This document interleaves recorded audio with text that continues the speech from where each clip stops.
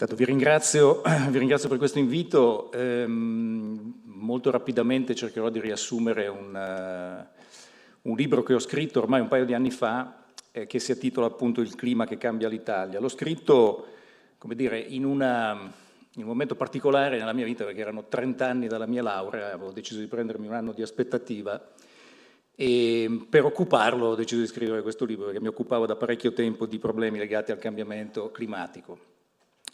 E ho deciso di dedicarlo all'Italia. Io ho avuto la fortuna di lavorare in mezzo mondo, mi occupo di analisi ambientali, analisi di rischio, e ho lavorato per una società internazionale per molti anni, quindi sono stato veramente in tantissimi posti. Quindi ho visto gli effetti dei cambiamenti climatici veramente un po' dappertutto, dall'Artico fino ai deserti. E poi quando tornavo in Italia c'era sempre un po' questa cosa per cui gli italiani parlavano dei cambiamenti climatici come di una cosa lontana, sia nel tempo che nello spazio, cioè appunto gli orsi polari, il deserto, eccetera. Invece l'Italia è appunto è uno dei paesi, un po' per la sua complessità climatica e anche per la sua complessità morfologica, un po' perché il Mediterraneo è un'area che si riscalda più del resto del mondo, un po' perché abbiamo tante montagne e perché le montagne si riscaldano più del resto del mondo.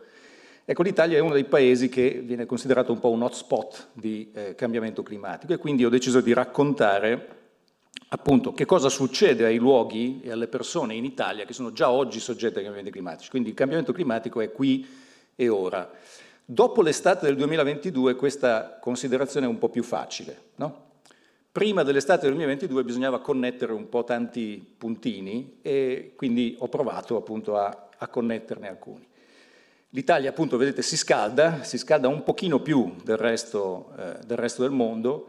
Questo cambiamento è diventato, diciamo, è un cambiamento in accelerazione, non è un cambiamento lineare e come vedete rispetto alla normalità termica del periodo 61-90, gli ultimi anni sono stati tutti superiori a questa media. Quindi un fenomeno decisamente in crescita, è un fenomeno che ha anche una distribuzione territoriale che non è omogenea, ma colpisce in particolare alcune aree e paradossalmente il nord più del sud, la pianura padana più della Sicilia, nonché in Sicilia ci siano effetti più estremi perché già siamo in un clima subtropicale arido, a differenza del nord Italia che ha un clima più temperato. La distribuzione dei fenomeni nelle stagioni cambia anch'essa e quindi gli italiani vanno incontro a vicende molto diverse. Io ne ho raccontate alcune e qui diciamo ve ne racconto ancora meno perché abbiamo poco tempo. Tra le varie peculiarità dell'Italia c'è il fatto che ci sono una serie di montagne sopra i 4.000 metri, e questo è il Monte Bianco, no? Su cui si sono svolte innumerevoli avventure alpinistiche. È stato teatro prima abbiamo sentito parlare molto i francesi, ma è stato teatro di molte diatribe, di molte guerre, diciamo così, non guerreggiate, ma anche un po' guerreggiate tra italiani e francesi per la conquista delle cime del Monte Bianco. E qui uno dei personaggi più importanti dell'alpinismo italiano, che è Walter Bonatti, che è sceso dall'impresa della conquista del K2 con lo stigma di aver in qualche modo ostacolato la salita dei due che erano stati scelti per arrivare in cima, un anno dopo conquista il cosiddetto Pilier Bonatti, okay? Che è appunto sul Monte Bianco, e lo fa nel 1955. Fa un'impresa straordinaria che viene considerata da tutti appunto una delle imprese principali dell'alpinismo mondiale. Nel 2005 il pilastro Bonatti crollano 170.000 metri cubi di roccia, lo vede pochissima gente perché bisogna scarpinare parecchio per arrivarci, e tutti cominciano a chiedersi un po' che cosa è successo. È successo che nel 2003, forse lo ricorderete, c'è stata una delle ondate di calore più importanti in Europa, ha fatto quasi 70.000 morti, e lo zero termico si è portato ben al di sopra dei 5.000 metri per settimane. E cosa è successo? Che il permafrost, cioè quella parte di rocce e terreni che rimangono permanentemente sotto lo zero, è andata sopra lo zero. Il ghiaccio ha cominciato a sciogliersi, le rocce hanno cominciato a fessurarsi, l'acqua piovana ha cominciato a penetrare e ha aumentato l'instabilità degli ammassi rocciosi. Non è che il ghiaccio tenga incollate le rocce, ma quando si scioglie crea delle discontinuità e in queste si infila l'acqua e con le variazioni termiche le rocce possono crollare. Quindi noi siamo abituati a vedere questo come effetto principale del cambiamento climatico, cioè lo scioglimento dei ghiacciai e ricordo ancora l'estate del 2022 con il crollo della Marmolada. Ma sul Monte Bianco si vedono appunto questi fenomeni, cioè il ghiacciaio di Pré-des-Barres nella fine del 1800 e all'inizio degli anni 2000. Si vedono laghi effimeri che si formano anche a quote molto alte, sopra i 4.000 metri. Ma i crolli di roccia sono l'altra faccia della medaglia e sono il motivo che preoccupa di più gli alpinisti, sono il motivo che oggi fa sì che durante l'estate molto spesso le salite al Monte Bianco, le salite al Cervino, le salite al Grand Combin, le salite al Monte Rosa vengano chiuse perché non sicure a sufficienza. E quindi io racconto un po' la storia di una serie di alpinisti e di guide alpine che tutti i giorni vivono questa realtà, con le conseguenze e gli effetti economici che questa realtà ha, perché noi stiamo assistendo a stagioni invernali più brevi, impianti di risalita che chiudono, guide alpine che praticamente devono prendere la cassa integrazione perché non c'è più modo di portare la gente in montagna per periodi sempre più lunghi, maestri di sci che non lavorano e tutto questo oltre alle devastazioni del territorio che sono ben note. C'è un altro pezzo d'Italia molto particolare che un po' sconfina fino al Veneto, diciamo, che è quello dove si coltiva il riso. L'Italia produce la metà del riso europeo e la produzione del riso ha modificato integralmente una parte di territorio tra il Piemonte e la Lombardia che conta più o meno 250.000 ettari di aree che vengono allagate d'estate. Se ci andate adesso vedete uno scenario più o meno di questo tipo. È una storia molto vecchia che comincia con Ludovico il Moro, che a Vigevano crea una vera e propria azienda agricola modello. A un certo punto chiama anche Leonardo da Vinci per disegnare non solo i Navigli, ma per disegnare anche tutta una serie di canali irrigui. È interessante, lo cito nel libro, perché Leonardo si presenta con una vera e propria lettera di introduzione. Dice: io sono capace di spostare l'acqua da un posto all'altro. Quindi si manda il curriculum, ricevere il curriculum di Leonardo deve essere stata una cosa piuttosto unica. E quindi questo territorio è un territorio che è stato trasformato pesantemente e che vede oggi, o vedeva dai tempi di Ludovico il Moro fino ai tempi di Cavour, una situazione per cui l'acqua arrivava in primavera dal Piemonte con le piogge primaverili e in estate dalla Val d'Aosta con lo scioglimento delle nevi. E quindi hanno costruito due grandi canali, uno che prendeva l'acqua dal Po e l'altro che lo prendeva dalla Dora Baltea. Tutto questo oggi non funziona più perché in primavera in Piemonte piove molto poco e lo scioglimento delle nevi in Valle d'Aosta è sempre più scarso. Quindi l'anno scorso, che è stato particolarmente acuto, ma è una storia che va avanti da una decina di anni, abbiamo visto delle vere e proprie guerre per l'acqua tra biellesi, vercellesi, novaresi, pavesi, che poi si sono spinti ancora più a valle, perché tutto questo sistema è una enorme spugna, no? Che assorbe acqua quando si allagano le risaie e poi la rilascia a valle e a valle viene presa e usata per bagnare il mais. Ecco, tutto questo sta andando gambe all'aria e con un potenziale effetto anche qui economico e sociale, perché non è facilissimo trasformare un'area che da secoli è evocata al riso nel fare qualcos'altro.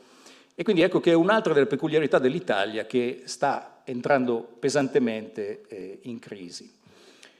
Alcuni risicoltori stanno cercando delle soluzioni anche per un problema ecologico, perché le risaie sono state per tantissimo tempo un surrogato delle zone umide, un surrogato delle paludi che noi abbiamo bonificato nel corso dei secoli. Ecco, tutto questo sta scomparendo anche grazie al fatto che le risaie adesso si coltiveranno sempre di più nella cosiddetta asciutta, cioè senza l'utilizzo dell'acqua. E questo però non è un coltivare completamente all'asciutto, ma usare poca acqua e favorire alcune specie come alcune specie di zanzare tigre, non proprio la zanzara tigre in senso stretto, che possono vivere più facilmente in questi ambienti poco inondati e che hanno l'abitudine di viaggiare molto. Cambiamo scenario e guardiamo le Dolomiti, un po' più vicino a voi. Qui nell'ottobre siamo abituati appunto ai paesaggi bucolici, no, delle Dolomiti. Nell'ottobre del 2018 è successa una cosa particolare, c'è stata la famosa tempesta Vaia. La tempesta Vaia è andata avanti per 3-4 giorni, è stata una delle principali tempeste, forse la più grossa tempesta, il più grosso ciclone extratropicale che ha colpito il nord Italia. Normalmente i cicloni extratropicali arrivano, ma le Alpi sono una barriera efficace. Questo per una combinazione di fattori, ma con un fattore estremamente importante che era la temperatura del Mediterraneo. Quando è arrivato questo fronte atlantico, ha trovato un mare molto caldo e si è rigenerato.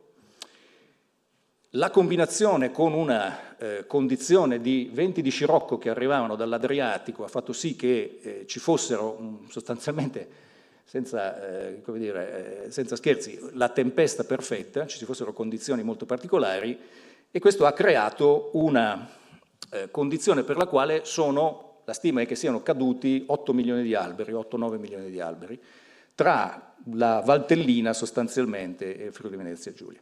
Tra questi alberi ci sono quelli della Val di Fiemme. Ci sono quelli della Val di Fiemme che sono noti come alberi che producono il legno da risonanza. Questo legno da risonanza viene usato per fare gli strumenti musicali e veniva già utilizzato da Stradivari. I violini di Stradivari sono fatti con quegli abeti, che sono dei normalissimi abeti rossi che crescono però in determinate condizioni. Ecco, quell'evento ha abbattuto centinaia e centinaia, migliaia e migliaia di alberi che vengono utilizzati per la produzione dei violini. E quindi chi si occupa di queste cose si è dovuto inventare, per poter continuare la sua attività, un sistema di crowdfunding per poter andare nei boschi, prendere questo legno prima che venisse danneggiato dagli insetti. E quindi un'altra attività economica, magari non enorme, però tenete conto che questo signore oggi produce il 40% delle tavole armoniche per pianoforti che vengono usate in Europa e ha dovuto, inventarsi una soluzione a un problema che gli era caduto addosso in maniera molto veloce. Potrei andare avanti molto a lungo dicendovi che la Val di Fiemme è una valle nella quale esiste questa magnifica comunità istituita nel 1111, quindi siamo di fronte a qualcuno che si occupa delle sue foreste da così tanto tempo, ma non lo faccio. Sono quasi intimidito dal dover parlare di Venezia, visto che sicuramente ne sapete più di me, ma è chiaro che Venezia è un po' quello che io chiamo il canarino nella miniera, cioè è una città che se uno la guarda con gli occhi di un geografo fisico o di un naturalista, è veramente una cosa che non potrebbe esistere, perché le zone come le lagune cambiano e si trasformano in continuazione. Noi abbiamo messo una città che è molto fissa, che è ferma, che ci aspettiamo che rimanga lì per secoli in un ambiente che cambia continuamente. E questo di fronte al cambiamento climatico ovviamente è ancora più difficile da fare, è ancora più complesso da fare e quindi Venezia è stata e sarà un campo di sperimentazione di soluzioni per combattere i cambiamenti climatici nelle aree costiere o per far fronte agli effetti dei cambiamenti climatici nelle aree costiere in maniera importante. Qui, da quando ho fatto il libro, ero venuto a intervistare un sacco di gente a Venezia, la frase che avevo sentito di più, allora non funzionava ancora il Mose, era speriamo che funzioni. Poi sono tornato dopo a fare un paio di presentazioni e la gente diceva, sembra che funzioni, quindi siamo ormai avanzati un po' in questo senso. C'è il Mose fa fronte, il Mose però non è stato progettato per i livelli di innalzamento del mare che ci si attende, soprattutto con scenari un po' negativi, di cambiamento climatico. Quindi c'è un punto interrogativo non tanto sul funzionamento attuale, quanto sulla prospettiva di funzionamento e sulla durata e sulla quantità di volte che bisognerà alzare le paratie se l'innalzamento del livello del mare continuerà a questi ritmi. Nella cartina dell'Italia che vedete di là, capite come Venezia sia il canarino della miniera, ma non sia da sola. Cioè ci sono una serie di altre aree, quello è uno studio dell'Enea, che sono a forte rischio di sommersione, con degli scenari di cambiamento climatico intermedi e a partire da 2050, in un periodo che va tra il 2050 e il 2100. Ci sono poi alcune situazioni che potrebbero accadere, lo scioglimento del ghiacciaio Thwaites in Antartide, che da solo potrebbe alzare il livello del mare di 60 centimetri. L'Italia è circondata dal mare, per l'appunto, e sotto il mare succedono una serie di cose che noi tipicamente non vediamo. Non so quanti di voi fanno scuba diving, ma tutti gli altri hanno difficoltà a percepire quello che succede effettivamente sotto il livello del mare. E quello che succede è questo, ve lo dico molto in sintesi. Il mare si scalda, il Mediterraneo ha aumentato di praticamente 1 grado la sua temperatura superficiale, ma con punte di riscaldamento quest'estate che sono arrivate quasi a 10 gradi rispetto alla norma climatica in alcune situazioni specifiche. E non è come dire, infrequente avere situazioni di 5-6 gradi in più rispetto alla norma climatica.